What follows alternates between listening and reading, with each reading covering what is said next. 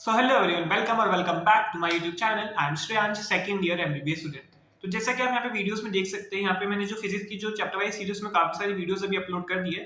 तो मैं साथ में क्या करूंगा, पैरेलली जो आपके प्रीवियस ईयर क्वेश्चंस होते हैं, नीट के जो पीवाईक्यूज होते हैं, उसकी सीरीज में यहाँ पे मैं अपलोड करूंगा। उससे होगा क्या, मतलब जैसे कोई चैप्टर यहाँ पे कंप्लीट होगा तो मैं उसका पीवाईक्यूज की वीडियो अपलोड कर दूंगा, जिससे यहाँ पे आप जो चैप्टर पढ़ा है उसका आपकी थ्योरी यहाँ से इंप्रूव होगी, एकदम स्ट्रॉन्ग होगी।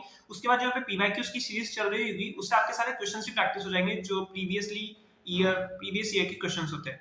तो यहाँ पे आपकी थ्योरी इंप्रूव हो जाएगी। आप थ्योरी के लिए जो मेरी वीडियो देख रहे हो उससे एकदम आप नोट्स भी साथ साथ बनाना, और अपनी जो थ्योरी के लिए आप एनसीईआरटी को एकदम रेफर कर सकते हो अपनी। और उसके बाद यहाँ पे जो अपने पीवाईक्यूज होंगे तो उससे आपके सारे क्वेश्चंस भी प्रैक्टिस हो जाएंगे। और क्वेश्चंस के लिए आप एनसीईआरटी में जो क्वेश्चंस गिवन होते हैं वो भी कर सकते हो। तो इससे ये होगा कि आपकी थ्योरी प्लस क्वेश्चंस दोनों एकदम अच्छे से प्रैक्टिस हो जाएंगी। और अगर आप नीट की तैयारी कर रहे हो तो आपको पता ही होगा कि पीवाईक्यूज कितने ज्यादा इंपॉर्टेंट है नीट के लिए। आपको अगर नहीं पता हो तो नीट के पीवाईक्यूज को एकदम एकदम आपको अपने टिप्स पे रखना है, मतलब क्योंकि आप जानते हो कितने सारे प्रीवियस ईयर क्वेश्चंस रिपीट होते हैं। सेम ना रिपीट हो पर वो कॉन्सेप्ट वो टॉपिक रिपीट होता ही है। तो आपके सारे पीवाईक्यूज जो मैं सीरीज करूंगा उससे आपके सारे पीवाईक्यूज एकदम टिप्स पे आ जाएंगे उस वीडियोस को आप जैसे देखेंगे। और यहाँ से आप जो फिर इसकी चैप्टर वाइज कीजिए, उससे यहाँ से आप अपनी थ्योरी को इंप्रूव कर सकते हो। और एकदम पूरे एकदम मस्त सा रिसोर्स है जहाँ से आप अपनी पूरी फिजिक्स को अपनी नीट के लिए यहाँ पे प्रिपेयर कर सकते हो। जब क्योंकि यहाँ पे कई बार मैं कॉलेज में हूँ तो यहाँ पे टाइम निकालना कई बार मुश्किल हो जाता है, बट मैं फिर भी यहाँ पे इतना एफर्ट कर रहा हूँ। तो आप लोग भी छोटा सा काम जरूर करना, एक वीडियो को लाइक करना, चैनल को सब्सक्राइब करना, अपने फ्रेंड्स में शेयर करना, क्योंकि आपका एक लाइक और एक subscribe gives me all the motivation to do all the hard work. क्योंकि इन वीडियोस को बनाने में लिटरली काफी टाइम और काफी मेहनत जाता है। तो आई होप यू अंडरस्टैंड। तो चलो बिना टाइम वेस्ट किए हम chapter motion in two dimension, जो कि हम सीरीज में अभी कंटिन्यू करेंगे क्योंकि हमारा मोशन इन टू डायमेंशन चल रहा है, उसी को हम कंटिन्यू करेंगे। और उसके बाद हम जैसे ही टू डायमेंशन कंप्लीट होगा हम next chapter Newton's law of motion पे मूव करेंगे। तो चलो वीडियो को स्टार्ट करते हैं। तो हम स्टार्ट करते हैं, कंटिन्यू करेंगे टू डायमेंशन। सी हमने लास्ट वीडियो में ये क्वेश्चन देखा था जिसमें हॉरिजॉन्टल प्रोजेक्टाइल के जो भी सारे पॉसिबल क्वेश्चन होते हैं हमने वो सारे इस क्वेश्चन में कर लेते हैं। अब हम नेक्स्ट आगे यहीं से कंटिन्यू करेंगे। सी यहाँ पे क्वेश्चन है, इसको एक ऐसा मतलब फॉर्मूला का डेरिवेशन भी मान सकते हो आप। तो उसको देखते हैं। What is the minimum velocity of ball such that it hits the ground. यहाँ पे की बॉल रखी, यहाँ पे मान लो कोई 2-3 सीढ़ियाँ है, तो हमको मिनिमम कितनी बॉल वेलोसिटी, मतलब इस बॉल को कितनी मिनिमम से मिनिमम वेलोसिटी दे जिससे वो यहाँ पे ग्राउंड पे आके हिट कर जाए। सी ग्राउंड पे आके हिट करने का मतलब ये है कि वो बॉल यहाँ इस कोने तक पहुंच जानी चाहिए। अगर वो इस कोने तक पहुंच गई तो वो सीधा ग्राउंड को हिट कर ही जाएगी खुद ही। ठीक है, तो हमें मतलब बॉल को यहाँ तक लाना है। ठीक है, अब यहाँ तक लाने के लिए हमको एक ये इनिशियल वेलोसिटी यू देनी पड़ेगी। ठीक है, वही हमसे पूछा है what is the minimum initial velocity. तो हम देखते हैं, ये एक हॉरिजॉन्टल प्रोजेक्टाइल हो गया क्योंकि हमने इसको हॉरिजॉन्टल वेलोसिटी दी है, तो इसको हॉरिजॉन्टल प्रोजेक्टाइल की तरह हम सॉल्व करेंगे। तो इस बॉल को हमने यहाँ यूँ फेंका तो वो सीधा यहाँ पे आके गिरनी चाहिए। अगर यहाँ गई तो नीचे नीचे गिरी जाएगी। तो यहाँ आने के लिए उसको ये डिस्टेंस कवर करना पड़ेगा और ये डिस्टेंस कवर करना पड़ेगा। देखिए यहाँ पे हमने ये माना है कि ये एक जो सीढ़ी है उसकी हाइट h है और जिसकी जो चौड़ाई है, जो ब्रेड्थ है, वो b है।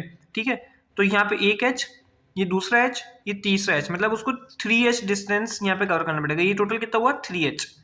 ठीक है, और इसी तरीके से जो उसको ब्रेड्थ है सीढ़ी की वो कितनी है 1b 2b और यहाँ पे 3b, मतलब उसको 3b डिस्प्लेसमेंट कवर करना पड़ेगा x डायरेक्शन में, और y डायरेक्शन में उसको 3h करना पड़ेगा।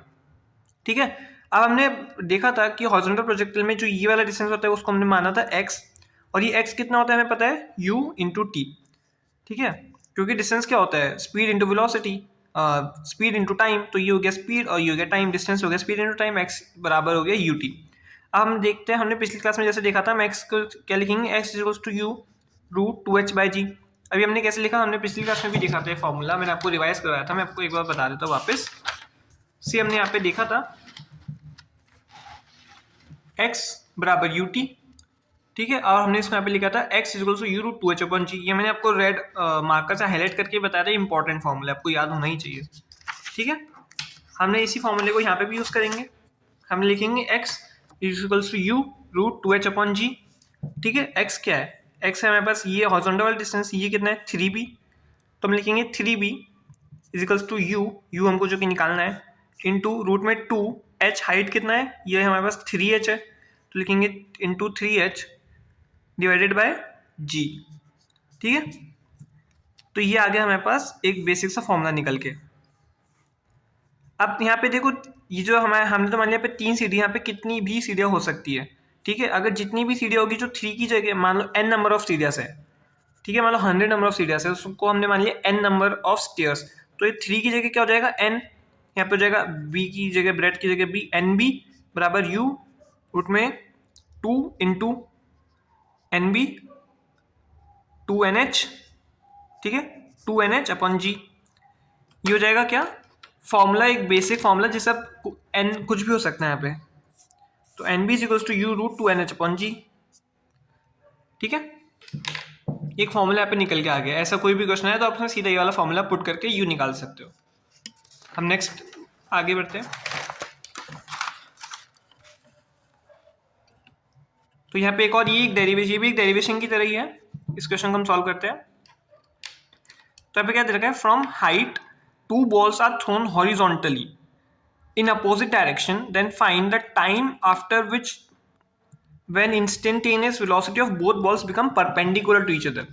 ठीक है, मतलब यहाँ पे एक हाइट है, ठीक है, ये हमने हाइट बना ली। यहाँ से हमने क्या किया, 2 बॉल्स को थ्रो किए हॉरिजॉन्टल डायरेक्शन में, अपोजिट डायरेक्शन, मतलब हॉरिजॉन्टली थ्रो किए अपोजिट डायरेक्शन में। मतलब एक बॉल को हॉरिजॉन्टली यहाँ फेंका है तो दूसरी बॉल को हमने हॉरिजॉन्टली यहाँ फेंका है अपोजिट डायरेक्शन में, ठीक है। तो हमसे पूछा टाइम आफ्टर विच, कितने टाइम बाद दोनों की इंस्टेंटेनियस वेलोसिटी जो है एक दूसरे के परपेंडिकुलर हो जाएगी, ठीक है। तो यहाँ से ये बॉल गई, यहाँ ये ऐसे जाके गिर जाएगी और ये यहाँ पे ऐसे जाके गिर जाएगी। कितने टाइम के बाद दोनों की इंस्टेंटेनियस वेलोसिटी जो होगी एक दूसरे के परपेंडिकुलर होगी, वो हमसे पूछा है। तो मतलब यहाँ पे ये बॉल आई और यहाँ पे दूसरी बॉल यहाँ पे आई, तो मानते हैं यहाँ पे इन दोनों की बॉल परपेंडिकुलर हो गई, ठीक है। तो इस समय इसके पास ये डाउनवर्ड वी वाई डायरेक्शन में जो वेलोसिटी होगी वो होगी GT, और एक्स डायरेक्शन में जो हमने फेंका था, लेट्स सपोज हमने U2 से इसको फेंका, ठीक है, और हमने U1 से इसको फेंका। ये क्वेश्चन में गिवन है U1 और U2, ठीक है, और UT से इसको फेंका, U1 से इसको। तो इस टाइम पे बॉडी की जो हॉरिजॉन्टल वेलोसिटी की वो कितनी होगी, U2, क्योंकि मैंने आपको चीख के बताया था कि हॉरिजॉन्टल वेलोसिटी कांस्टेंट ही रहती है। यहाँ पे भी U2 होगी, यहाँ पे भी U2 होगी, यहाँ पे भी U2 ही होगी, ठीक है। इस यहाँ पे भी इसकी हॉरिजॉन्टल वेलोसिटी U1 होगी क्योंकि हमने इसको U1 से फेंका है, तो यहाँ पे भी इसकी हॉरिजॉन्टल वेलोसिटी U होगी, U1, और जो वर्टिकल वेलोसिटी होगी वो कितनी होगी, GT, ठीक है।